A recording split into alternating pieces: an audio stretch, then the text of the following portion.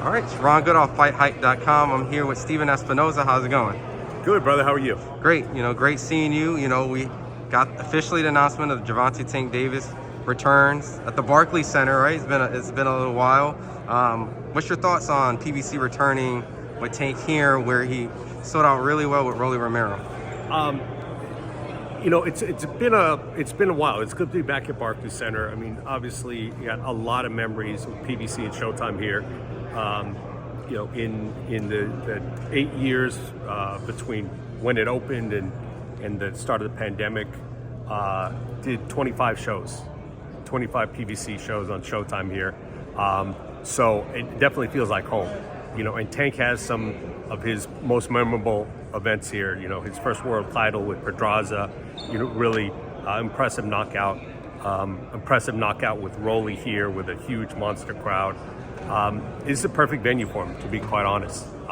Brooklyn, the East Coast, this particular fight with Roach, I think it makes a lot of sense. And I know that Barclays Center is glad to have him back, and I think it's the perfect venue for this event. It's been a while since the Barclays Center was implemented. Was it just, a lot of the fights just big enough just to be at Vegas, and that's kind of why it was kind of consistently there? It's a number of different factors. I mean, one was the change in ownership of the Nets and the Barclays Center, which also included the departure of Brett Yarmark. Brett, who was the president of the team in the Barclays Center, was a huge boxing fan and a real supporter of the sport. And he was the impetus for why we did so many shows here. And so, look, the new ownership comes in. They don't have quite the same background or enthusiasm or experience with boxing. And so, look, it's tough to program boxing sometimes. When you program a concert, some other event, what's going to happen 100%. You rarely see concerts get canceled. You rarely see WWE or something like that get canceled. I mean, sometimes with boxing, fights fall out. It takes a strong stomach to do that. It takes a commitment. So, I think they're dipping their toe back in, and with this will be, I'm sure, great environment. Last fight they had here with Garcia Haney was a great environment, and hopefully this leads to more and more events of all sizes here at Barclays Center. With this year wrapping up, and it seems like there's going to be 2 cards announced already for next year. How would you rate this first year of the Amazon Prime experience and some of the success? Candidly, it's an incomplete, and I think we knew that going in. You can't expect a new platform like Amazon to come in and doing the number of events and the types of events that Showtime did in its 37th year in the sport. So we knew it was going to take a while to get things rolling. But I think, look, there's a really strong card underneath Benavidez Morel on February 1. There's some names floating around for the undercard of March 1 with Tank.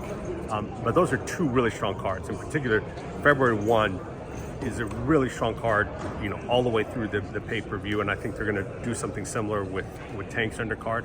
So I think it's off to a really good start. I would expect that there's going to be some non-pay-per-view shows, a couple announced within the first quarter of the year. So you're going to have a couple pay-per-views, a couple non-pay-per-views, and starting off here with a good amount of volume. With the traffic that Netflix recently had, and I know that was a mega fight, regardless of where it went, the bandwidth probably would have struggled. But when you watch that kind of situation happen and kind of the direction where platforms and streaming's going, what's your thoughts on, the whole change and rift of just... Look, clearly the sport's in transition. And, if we look at just HBO and Showtime, HBO got out in 2018, Showtime got out in 2023. And between the 2 of them, that's probably over $200 million in license fees taken out from the sport that really haven't been reliably replaced. You talk about others, Fox getting out of the sport as well. And, there's clearly a transition period for the sport. And I think that's why you see a lot of the pay-per-views. When there are less networks paying for fights, unfortunately, the way to pay for them when networks aren't paying for them is they have to be pay-per-view. No one likes it in particular, but it's sort of the market we're in. Until there are networks in there, platforms paying for the sport with regularity at healthy amounts, then there's going to be pay-per-views. It's either that or wait for the Saudis to write a big check. And in that case, you're not going to see the fight in Barclays Center. You're not going to see it in Vegas. You're not going to see it on the Saturday night, here in the States. So it is definitely a transition period. I don't know what their future holds, but this is a tough time for the sport. You're seeing less shows overall. The Saudis and what they're doing, they're doing some fantastic card. I think February 22nd is a fantastic card. But it isn't, it isn't something that can support the sport by itself. Mm-hmm. They're not doing the volume of cards. They're not doing the sort of depth of cards in terms of sort of the small shows and the medium shows and the developmental shows. So there's got to be more than just the Saudis writing a big check for big cards every once in a while. So I think it's up to everybody within the sport, including fans, to continue supporting the sport, and as we figure out a new way of doing business and getting in front of eyeballs. Mentioning the Riyadh season, obviously there's a matchup that you guys have March 1st. So never looking past Lamont Roach, Sure. the champion coming up. Bigger, taller than Tank in a sense, even though he's coming up in weight. There's this big match that people wanted with Tank and Shakur, and obviously Shakur is over at Riyadh Seasons on a different platform. Mm-hmm. With all the landscaping and things have changed, we've seen Belonga and Canelo kind of work something out with a joint kind of pay-per-view promotion. Mm-hmm. Is that something that's possible that we can see maybe Tank and Shakur maybe reach down the line? Yeah, I mean, look, the reality, and there's a little bit of, when you and I get together and talk, there's a lot of times we talk about these narratives in sports, and in the sport of boxing in particular. And a lot of times these narratives are not accurate, and there's still a narrative about, well, there's too many conflicts and fights aren't happening, because of this. The reality, fights aren't happening because deals don't make. It's not conflicts. I mean, you've seen PBC do multiple shows with DAZN. You've seen, some of the biggest enemies in the sport get together on Riyadh cards. You've seen ESPN, having multiple promoters on their cards. So the reality is there's more promoters working together, more platforms working together than we've ever seen before. So the narrative that things are not happening because of, promoter disputes or platforms, I think that's less and less the case. So when something like, Boots and Virgil Ortiz falls apart, the easy thing would be like, wrong side of the street, blah, blah. That's not what's going on. That deal just didn't make because it didn't make. Mm-hmm. So I think, if there's a good thing, if there's a silver lining to this, it is that I think, a lot of these barriers and these walls have been broken down.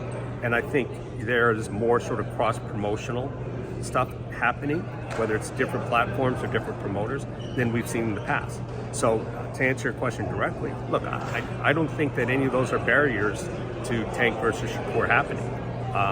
It's, getting the fighters on the same page, where they're happy with their deal and it's a realistic deal that the business can support, and then the fight will happen. You brought up a fight that fell through, and I know you got a great relationship with Jaron, and I know that he was exclusive with Showtime. That he made his transition over to Matchroom, and now it seems like there's a very big narrative that Jaron Ennis has ducked Virgil Ortiz, and what's your thoughts? Because I know that there's probably going to be a lot of things of saying, well, if he stayed with essentially working with you, the relationship with you and Al PBC would have probably got him unification fights.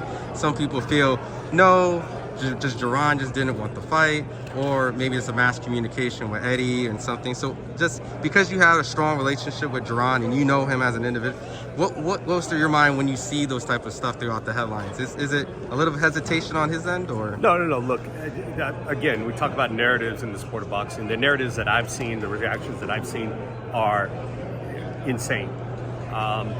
Boots doesn't duck anybody. He never has, never will. Bozy, that's not the kind of fighter that he trains. It's not the kind of son that he raised.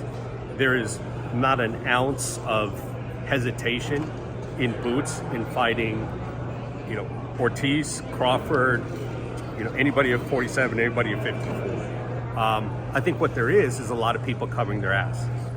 And I think there are a lot of people who maybe spoke prematurely about, fights getting made, fights getting done, maybe weren't on the same page with their fighter. And now people are sort of covering their ass in terms of why a deal didn't make and pointing fingers.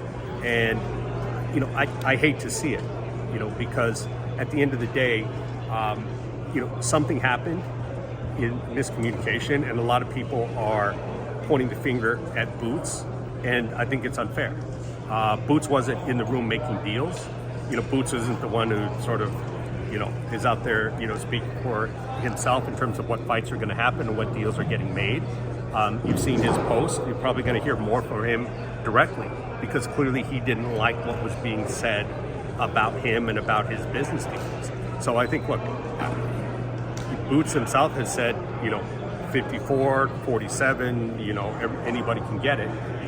And the reality is, if something doesn't make sense, the most simple explanation is, you're probably not getting the full story.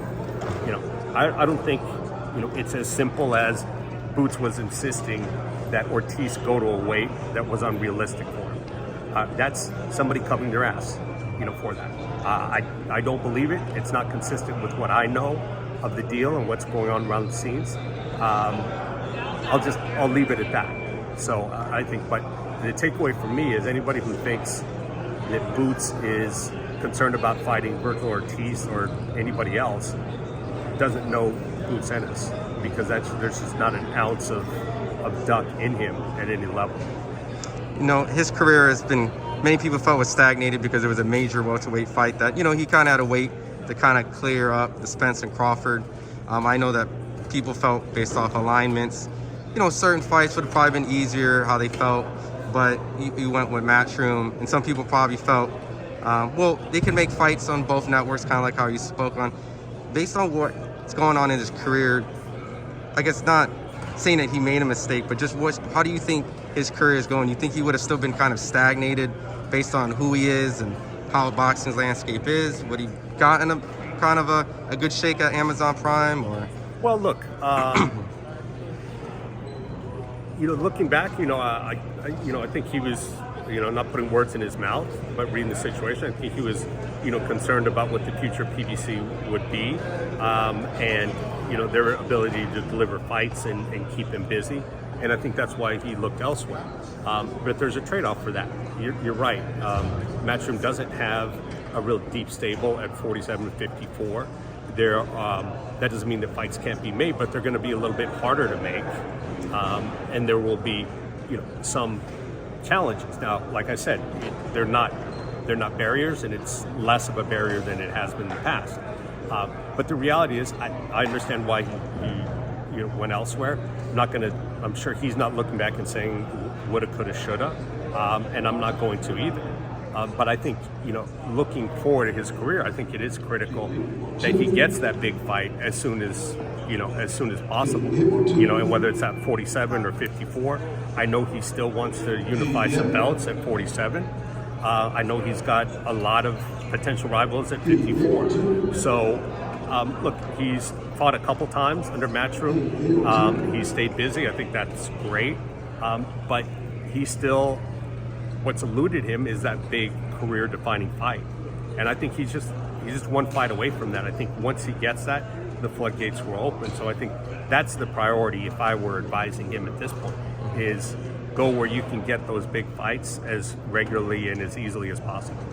My last set of questions, and I appreciate you always giving time. Canelo's fought on Amazon Prime multiple times, and it's maybe just safe to assume that maybe potentially coming up in 2025 that he may resume that. Just his whole kind of receptive of Amazon Prime and you guys working with them. Would you say this was a very successful year after the Munguia and then the big Belonga fight? Yeah, I think those were, most of all those were two real action fights. There's certainly some criticism, and there's going to be, the bar for Canelo is super high. Once you've taken on Bivol and you've gone up and you've got guys like Triple G on your resume and you've done all these career-defining fights, the bar for continuing to impress people is going to be high. But once all the criticism died down, if you look at the action in the ring, those were two very competitive, exciting fights, and anybody who bought those pay-per-views got their money's worth. I think what's clear is Canelo's comfortable working with PBC. He's comfortable working that personnel. He's got, I think, a lot of mileage left on him, a lot of big events left in him, and I think he is still really carrying the sport at this point. And so I look forward to seeing him back again twice next year in two big fights. I know it's up to the fighter. Canelo's the kind of the marquee guy that kind of, I guess, picks his opponents, right? It's Canelo. Is there any interest that Amazon Prime wants to invest on making either like a Canelo Crawford or a Canelo David Benavidez, or how does that work? Like, does Amazon Prime, I guess, sometimes, like you mentioned, networks want to invest, and sometimes you have to make pay-per-views. Is there any fights that Amazon Prime is interested in investing, and would it be one of those type of fights that can help them be made?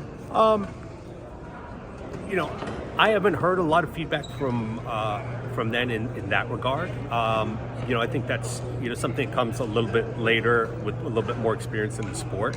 I think they're relying on the promoter really to help them steer through this, through TGB and PBC. Look, they're thrilled to be in business with Canelo. He's obviously biggest star in the sport, and as long as he's active, there's going to be big events for him to continue doing. Awesome. Well, look, I appreciate the time, and obviously there's going to be some major events going on with David Benavidez versus David Morrell, and then following that, Tank and Lamont Roach with a lot more announcements. Any last message you want to tell the fans out there that's tuning in?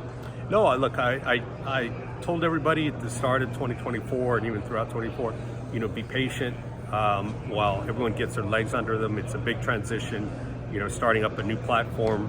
And, with 2025, look, I think the training wheels are off, and it's off to the races.